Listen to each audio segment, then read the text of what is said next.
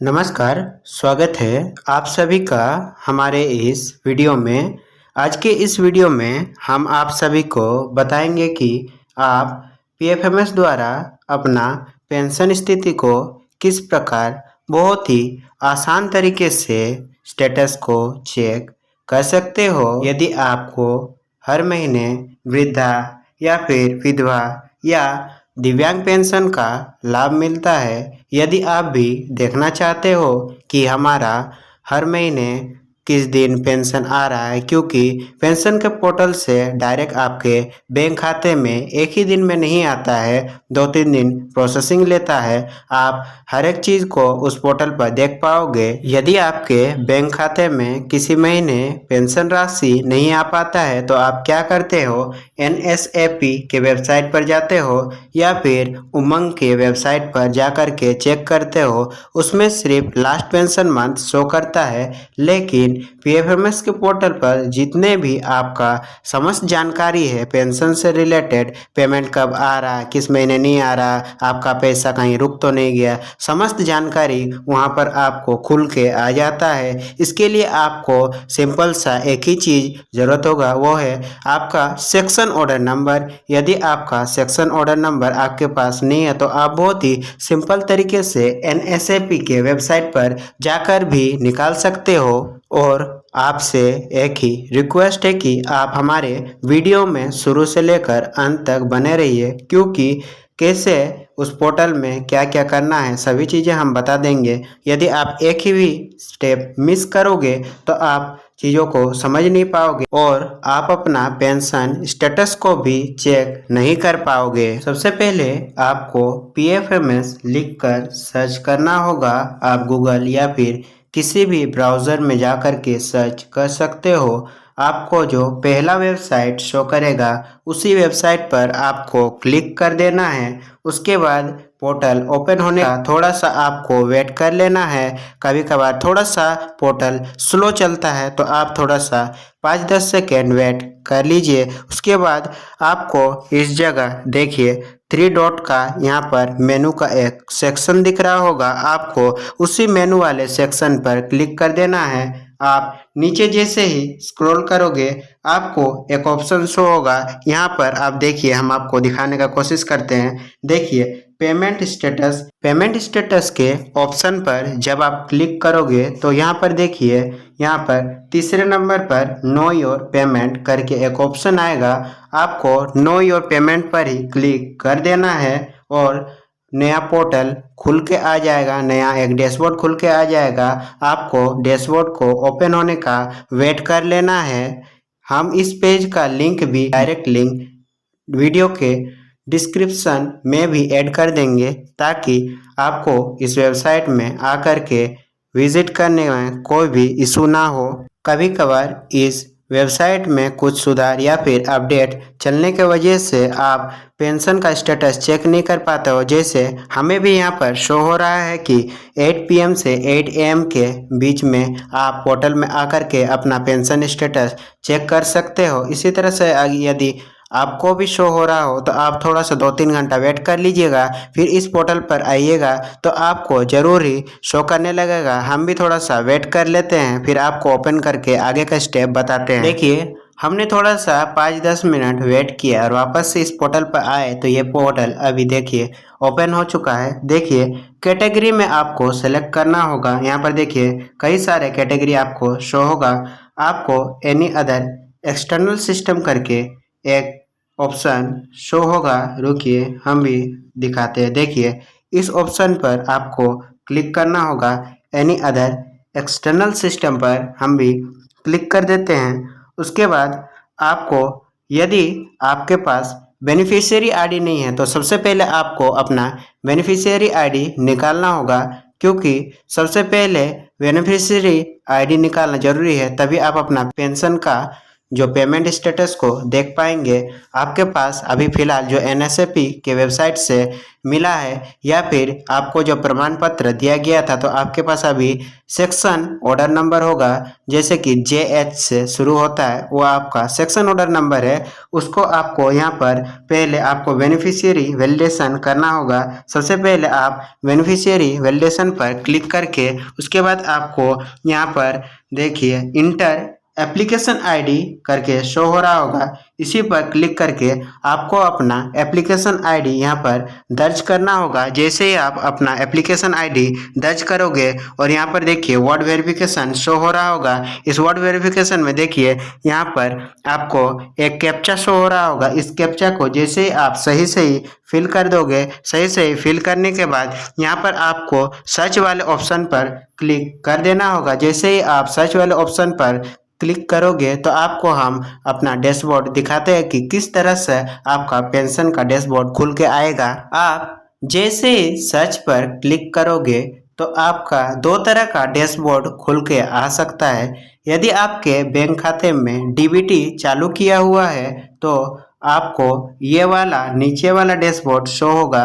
यदि आपके बैंक खाते में डीबीटी चालू नहीं है तो आपको ये ऊपर वाला डैशबोर्ड शो होने लगेगा। अंतर बस यही है कि इसमें जिसमें डीबीटी लिंक नहीं है उसमें आपको आपका आधार नंबर नहीं शो होगा, और जिसमें डीबीटी लिंक है उसमें आप देख सकते हो आधार नंबर का कुछ संख्या लास्ट का 4 डिजिट आपका शो होने लगेगा मैक्सिमम। यदि आपका अभी तक बैंक अकाउंट में डीबीटी चालू नहीं है तो जल्द से जल्द करवा लें, नहीं तो आपका पेंशन डिसेबल भी हो सकता है। और इधर देखिए और एक चीज़, इसमें जो भी डीबीटी इनेबल वाले पेंशन हैं उसमें अप्रूव्ड बाय एजेंसी, यानी कि एजेंसी द्वारा भी अप्रूव किया जाता है। और वहीं जिनको डीबीटी, जिनका बैंक खाता में डीबीटी चालू नहीं होता है उनको एजेंसी द्वारा अप्रूवल नहीं मिलता है, उसमें NA लिख करके आ जाता है। और बाकी सब सी डिटेल्स आप देख सकते हो सेम ही रहता है। देखिए बैंक का नाम रहता है, जिस बैंक में भी पेंशन लाभुक के खाते में जाता है वो शो होता है। स्कीम कोड, जो भी स्कीम के तहत यदि दिव्यांग पेंशन, विधवा पेंशन, वृद्धा पेंशन, जो भी स्कीम के तहत आपको मिलता है स्कीम का कोड भी यहाँ पर देखने को मिल जाता है। पर हाँ, दोनों ही कंडीशन में आपको एक बेनिफिशियरी कोड जरूर से देखने को मिलेगा। देखिए इस जगह पर देखिए बेनिफिशियरी कोड करके एक ऑप्शन शो होगा, हमने सिक्योरिटी रीजंस की वजह से हाइड कर दिया है। इसी जगह पर आपको क्लिक करके अपना बेनिफिशियरी कोड को कॉपी कर लेना है, या फिर कहीं पर आप जा कर के लिख करके रख सकते हो, क्योंकि हर महीने तो आपको पेंशन का स्टेटस चेक करने का ज़रूरत पड़ ही सकता है। इसके बाद बेनिफिशियरी कोड को आप जैसे ही कॉपी करोगे, नेक्स्ट स्टेप हम आपको बताते हैं। जैसे ही आप कॉपी कर लोगे आपको ऊपर वाले ऑप्शन में कोई भी चेंजेस नहीं करना है। देखिए एनी अदर एक्सटर्नल सिस्टम पर ही आपको सिलेक्टेड रहने देना है। पहले आपने बेनिफिशियरी वैलिडेशन पर क्लिक किया था, बट अभी आपको सेकंड ऑप्शन देखिए पेमेंट वाला ऑप्शन पर आपको क्लिक करना होगा। पहले आपने नीचे देखिए एप्लीकेशन आईडी फिल किया था, लेकिन अभी आपको ऊपर में अपना बेनिफिशियरी कोड टाइप करना होगा जो आपने कॉपी किया था या फिर लिख के रखा था। तो आपको यहाँ पर अपना बेनिफिशियरी कोड दर्ज करना होगा। जैसे ही आप अपना बेनिफिशियरी कोड दर्ज करोगे और नीचे कैप्चा को सही सही फिल करना होता है, कैप्चा को आप जैसे ही सही फिल करोगे और सर्च वाले ऑप्शन पर क्लिक करोगे तो आपको एक नया डैशबोर्ड निकल के आ जाएगा। चलिए हम निकाल करके उस डैशबोर्ड को आपको दिखा देते हैं। देखिए आप जैसे ही सर्च पर क्लिक करोगे आप देखोगे इस टाइप से आपका पेंशन का पूरा डैशबोर्ड खुल करके आ जाएगा। हम बताते हैं यहाँ पर आपको क्या क्या देखने को मिलेगा। सबसे पहले आपको देखिए आपको यहाँ पर अपना नाम शो करेगा। इस जगह पर देखिए आपका जो आपने कॉपी किया था आपका बेनिफिशियरी कोड शो होगा। यहाँ पर आपका एजेंसी का कोड शो होगा, जिस एजेंसी द्वारा आपका पेंशन का पेमेंट किया जा रहा है, और यहाँ पर आपका स्कीम कोड और किस स्कीम के तहत आपको पेंशन मिल रहा है, वृद्धा पेंशन, विधवा पेंशन या फिर दिव्यांग पेंशन, जिस भी कैटेगरी का आपका पेंशन है वो स्कीम कोड और स्कीम का नाम यहाँ पर शो होगा। इस जगह पर यदि आपका जैसे हमने बताया डीबीटी लिंक रहा तो यहाँ पर आपका आधार नंबर शो होगा। इस जगह पर देखिए आपका अकाउंट नंबर का लास्ट 4 डिजिट शो होगा। अकाउंट है किस बैंक का है वो यहाँ पर बैंक का नाम भी शो होगा। यहाँ पर आपका बैंक का पूरा IFSC कोड खुल के आ जाएगा। आपको प्रति माह कितना पेंशन राशि अभी दिया जा रहा है वो पेंशन राशि यहाँ पर शो होगा। देखिए पेंशन डायरेक्ट आपके खाते में नहीं आता, सबसे पहले पेंशन रिक्वेस्ट में जाता है। रिक्वेस्ट में ये जो पेंशन हम आपको स्टेटस दिखा रहे देखिए 13 मार्च 2025 को रिक्वेस्ट में गया। उसको वैलिडेशन कब मिला? उसी दिन 13 मार्च 2025 को ही मिल गया था। लेकिन एजेंसी द्वारा अप्रूवल उसको कब मिला? 14 मार्च 2025 को। और वहीं वो जो पेंशन राशि है बैंक में कब पहुंचा? देखिए 16 तारीख को बैंक में पहुंचा। यदि आपका पेंशन इधर कहीं पर रुका होगा तो आपको यहाँ पर देखिए वैलिडेशन वाला ऑप्शन पर यहाँ पर आपका पेंडिंग शो करेगा। और आपका जो भी इशू है यहाँ पर देखिए एरर डिस्क्रिप्शन में यहाँ पर तो इन लाभुक का खाली है, लेकिन आपका यहाँ पर कुछ ना कुछ लिख कर आएगा कि आपका इस वजह से आपका पेंशन जो फंस गया है। ऊपर से तो पेमेंट किया जाता है, इस वजह से आप जब भी NSFB का वेबसाइट पर चेक करते हैं तो लास्ट पेंशन मंथ इसी महीने का दिखाता है, लेकिन आपका पेंशन आपके खाते में नहीं पहुंचता है। यही कारण है, जो भी कारण होगा ये डिस्क्रिप्शन में आपका लिख कर आ जाएगा। आप लॉगिन करके देखोगे आपको दिख जाएगा। उसके बाद आप देखिए बैंक में कब क्रेडिट होगा? देखिए 17 तारीख को बैंक में क्रेडिट हुआ। बैंक में पहुंच गया था 16 तारीख को ही, लेकिन जो लाभुक के खाते में 17 तारीख को दिया गया। और यहाँ पर भी आप बैंक का ट्रांजैक्शन नंबर, UTR नंबर सब कुछ यहाँ पर देख सकते हो। सभी कुछ आपका PFMS के पोर्टल पर जितना भी जानकारी है सभी कुछ निकल के आ जाता है। ये तो था मार्च महीने का।